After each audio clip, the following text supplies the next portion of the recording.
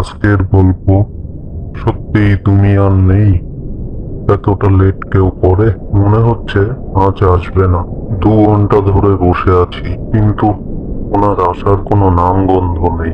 দেখি একটা ফোন করে, যদি ধরে। কথাগুলো মনে মনে বলল কেশব। ফোনটা পকেট থেকে বের করলো কেশব। না, 7:10 বাজে, সেই 5:30টায় এসেছে।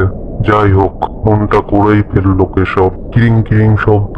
কিছুক্ষণ হওয়ার পর ফোনের ও প্রান্ত থেকে একটি মেয়েলি যান্ত্রিক কণ্ঠস্বর। The number you are calling is not answering, you can wait or call again later. লাইনটি ডিসকানেক্ট হয়ে গেল। মনে মনে প্রচন্ড বিরক্ত হয়।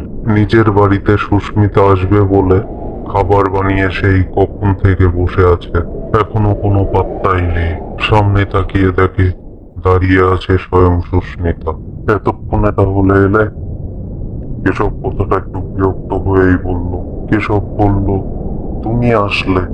একবারও তো গেট খোলার আওয়াজ পেলাম না। সুস্মিতা হাসলো, তবে সেই হাসি অত্যন্ত ম্লান। সুস্মিতা বলল, আমি যে কত কষ্ট করে এখানে এসেছি শুধু তোমার জন্য, তা তুমি একটু পরেই জানতে পারবে। মানে? কেশব জিজ্ঞাসা করলো। তাহলে শুরু করি, তবে আমি কিন্তু বেশিক্ষণ বসতে পারবো না। মানেটা কি? তুমি তো এখানে বেশ কিছুক্ষণ থাকবে বলে এসেছো। কেশব বলল। সুস্মিতা উত্তর দিল, আমাকে একটু কথা বলতে দাও। আমি আসছিলাম গাড়ি করে তোমার বাড়িতে। অফিস থেকে সোজা এখানে আসবো বলে প্ল্যান করেছিলাম। সেইভাবে মাকে সব বললাম। তুমি জানো, বিকালবেলা প্রচন্ড জ্যাম থাকে। সবুজ সিগন্যাল দিয়েছে, সমস্ত গাড়ি চলতে শুরু করে দিয়েছে। আমিও আপন মনে গাড়ি চালাচ্ছি। হঠাৎ করে একটা লরি এসে আমার গাড়িকে ধাক্কা মারলো। এক নাগাড়ে কথাগুলো বলল সুস্মিতা। কেশব বলল, মানে? সুস্মিতা মৃদু হেসে বলল, এক্ষুনি বুঝতে পারবে। কেশবের ফোনে একটি কল এলো। সুস্মিতার মায়ের। কাঁপা কাঁপা হাতে ফোনটা রিসিভ করলো কেশব।